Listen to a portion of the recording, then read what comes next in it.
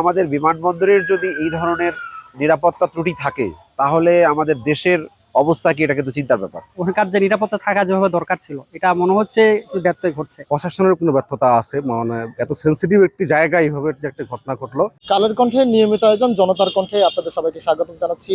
আমি আরিফ হাসান। বিমানবন্দরের মতন স্পর্শকাতর জায়গায় ভয়াবহ অগ্নিকাণ্ড, এই নিরাপত্তাজনিত কি ভাবছেন সাধারণ মানুষ, আজকে জানাবো ঠাকুরগাঁওয়ের সাধারণ মানুষের মতামত।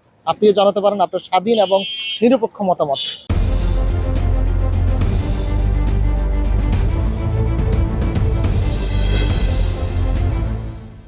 শাহজালাল আন্তর্জাতিক বিমানবন্দরে গত 18 তারিখে যে ভয়াবহ অগ্নিকাণ্ডের ঘটনা ঘটেছে, বিশেষ করে কার্গো ভিলেজে, এটা সত্যি আসলে অত্যন্ত উদ্বেগজনক। এবং এটা এদেশের একজন নাগরিক হিসাবে আমি মনে করি যে এই বিষয়ে সংশ্লিষ্ট সকল কর্তৃপক্ষ যারা এটা দায়িত্বে আছে তাদের বিষয়গুলি তদন্ত করে দেখা দরকার। কারণ এরকম একটা স্পর্শকাতর এলাকায় এভাবেই একটা অগ্নিকাণ্ড ঘটলো, আবার সেই আগুনটা নেভাতে একটা অনেক সময় লেগে গেল। তাহলে আমাদের বিমানবন্দরের যদি এই ধরনের নিরাপত্তা ত্রুটি থাকে তাহলে আমাদের দেশের অবস্থা কি, এটা কিন্তু চিন্তার ব্যাপার। তো আমি ব্যক্তিগতভাবে আশা করব যে এই বিষয়গুলি পুঙ্খানুপুঙ্খভাবে তদন্ত করা দরকার, কার গাফিলতি ছিল। এবং এই ধরনের একটা স্পর্শকাতর জায়গায় এই এই দুর্ঘটনা বা এই অগ্নিকাণ্ডের বিষয়ের কারণে আন্তর্জাতিকভাবে আমাদের বিমানবন্দর সহ দেশের ভাবমূর্তি কিন্তু কিছুটা ক্ষুণ্ণ করে। তো আমি আশা করব বর্তমান সরকার এই বিষয়টি অত্যন্ত গুরুত্ব বিবেচনায় নেবেন এবং যথাযথ কর্তৃপক্ষ দিয়ে এটাকে তদন্ত করাবেন। ব্যবসায়ীদের মধ্যে তো অনেক ক্ষয়ক্ষতি হয়েছে এবং সাধারণ অনেকেরই এখানে কার্গোতে অনেক জিনিসপত্র ছিল এবং আমদানি করা অনেক মূল্যবান জিনিসপত্র ছিল, যেগুলি আগুনে পুড়ে একেবারে ভস্মীভূত হয়ে গেছে। তো এটা কিভাবে তারা পুষিয়ে উঠবে এটা জানি না, তবে সরকার নিশ্চয়ই এই যারা ক্ষতিগ্রস্ত হয়েছে তার বিষয়টি বিবেচনা করবে এবং তাদের যথাযথ ক্ষতিপূরণ প্রদান করবে। বসুন্ধরা টিস্যু, অশুদ্ধতার বিরুদ্ধে এক বিন্দুও ছাড় নয়। সেনসিটিভ জায়গা, বিশেষ করে আমাদের বিমানবন্দরে অবশ্যই একটা যে সমস্ত পদক্ষেপ নিয়েছে কিংবা আরো নেওয়া যেতে পারতো, হয়তো বা যদি পরিপূর্ণভাবে অগ্নি নির্বারক ইয়ে থাকতো তাহলে হয়তো বা এত লসের দিকে যাইতো না।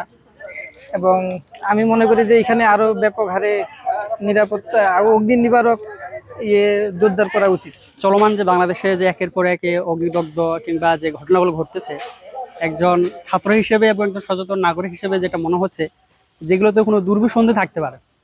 আমার পক্ষ থেকে একজন ছাত্র হিসেবে এবং একজন নাগরিক হিসেবে আমাদের বর্তমান যারা সরকারে রয়েছেন তাদের আসলে আরো সতর্ক হওয়া দরকার। রাষ্ট্রের গুরুত্বপূর্ণ প্রতিষ্ঠানগুলোতে এভাবে হঠাৎ করে আগুন লেগে যাওয়া, কোনো কারখানা জনিত বা যে কোনো জায়গায় এত বড় ক্ষতি হওয়া, এটা আসলে রাষ্ট্রের জন্য ক্ষতিকর। বিশেষ করে আমরা সাম্প্রতিক সময় যেটা দেখলাম যে কার্গোতে যে অগ্নি হয়ে গেল, আসলে ওখানকার যে নিরাপত্তা থাকা যেভাবে দরকার ছিল, এটা মনে হচ্ছে একটু ব্যত্যয় ঘটছে। এবং আমাদের বাংলাদেশের যে ফায়ার সার্ভিসের যে সার্ভিসটা, বিশেষ করে আগুন নিভানোর কেন্দ্রিক, এটা খুব দুর্বল হওয়ার কারণে অল্প সময়ের মধ্যে তারা সেখানেও মুভ করতে পারে নাই, ভালো কার্যকরী পদক্ষেপও নিতে পারে না।